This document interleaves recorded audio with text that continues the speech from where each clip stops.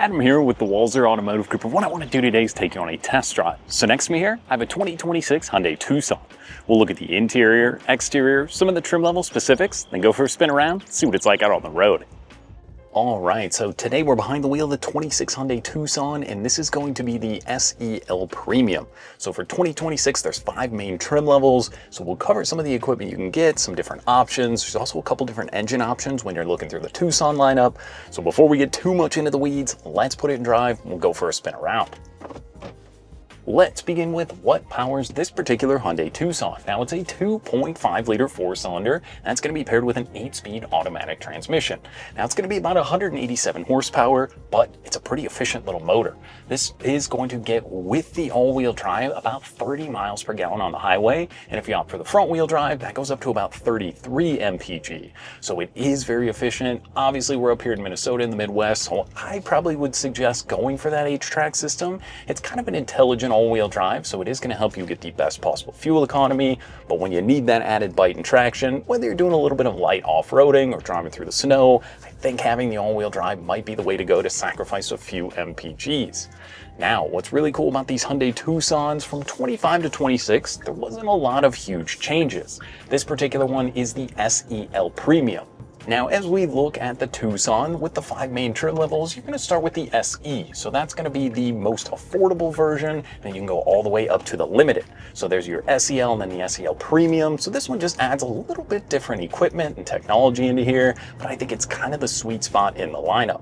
Now, like I said, with the engine options, there's a hybrid version, and then there's also a PHEV or plug-in hybrid electric vehicle. Now, what that means is better fuel economy. Obviously, it will carry a little bit higher of a price tag, but if you're looking for the most efficient version of the Tucson, that would be the way you're going to want to go.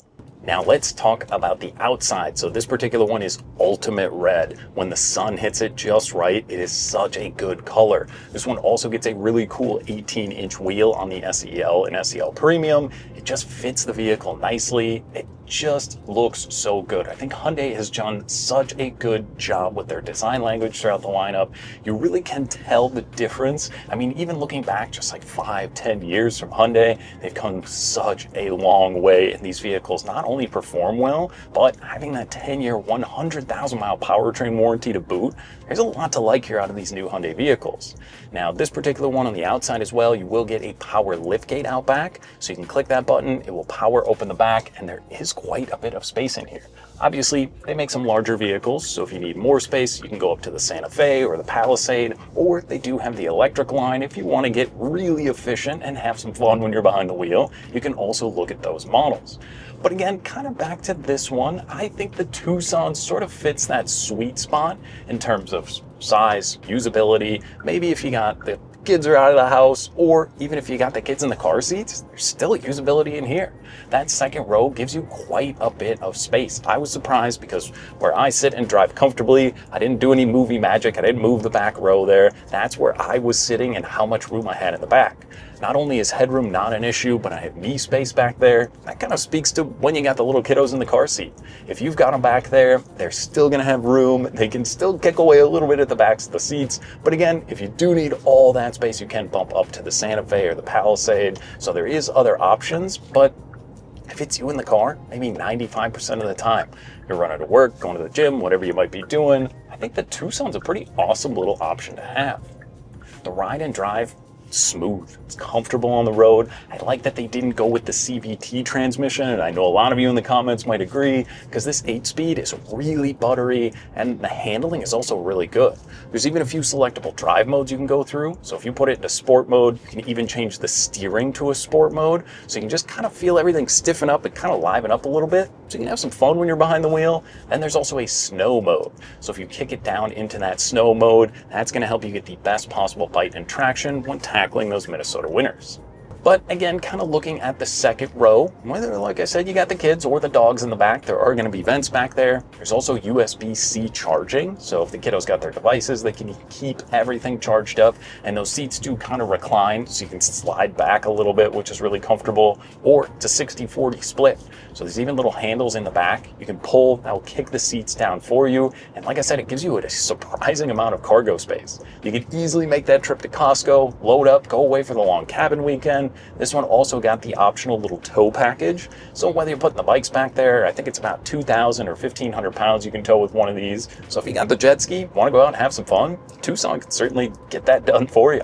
But really where you're gonna wanna be is probably up here in the driver's seat. Now it's really comfortable. We finally have a beautiful spring day here, so this one does get the sunroof. You can open it up. This is the lighter interior option, so it really does look pretty good in here. And these seats are so comfortable. It's like soon as you hop in, even the back seats, I noticed like the backrest is really comfortable back there, but the driver's seat even so much more comfortable than that, because if you get the choice to pick if you want to be driving on the road trip or not, I think you're going to want to be up here because just the seated position is so good. You can really see visibility is great in here. It also has a ton of safety stuff like blind spot monitoring, emergency braking. There's an adaptive cruise control system in here, so you can eat up a ton of miles, and maybe if you turn around to say something to someone in the back or you're not paying attention for a second, the Tucson will be paying attention for you, and that just speaks to the comfort and day-to-day usability of this vehicle.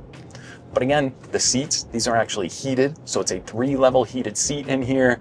It's so nice. I know we're kind of, like I said, on the tail end of winter here, but when it's cold and you got the heated seats and the remote start that comes standard on the key fob, does make a pretty big difference for tackling these brutal Minnesota winters.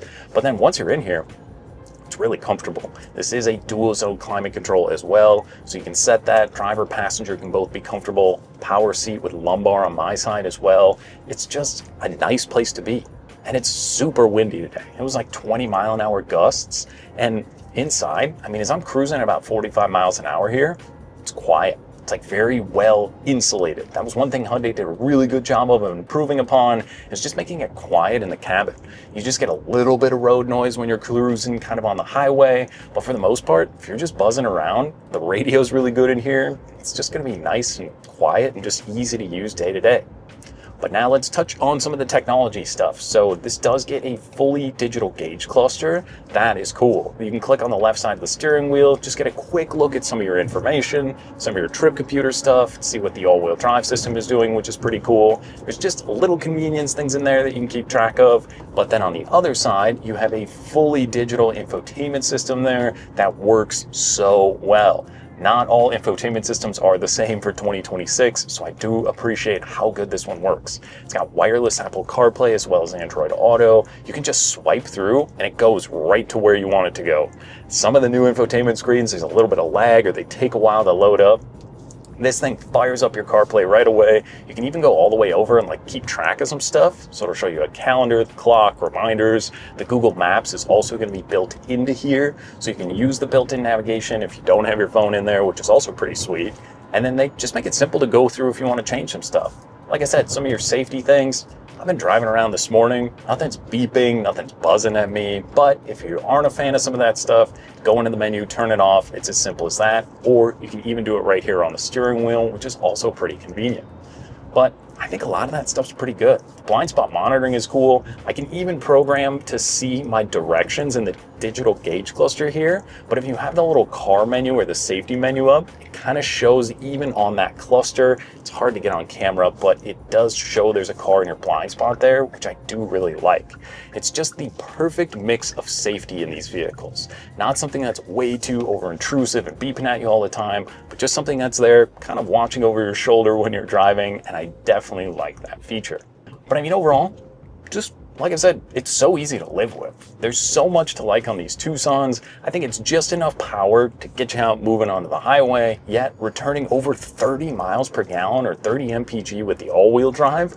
That's pretty impressive for a vehicle of this size. Not to mention Hyundai's 10-year, 100,000-mile powertrain warranty, and I think right now they're doing 3 years of complimentary maintenance. So you're basically driving this thing 3 years worry-free, and then after that, you're just keeping track of your scheduled maintenance for the next decade. And they're saying this vehicle's gonna run, it's gonna work, everything's gonna be covered for you. That is pretty cool.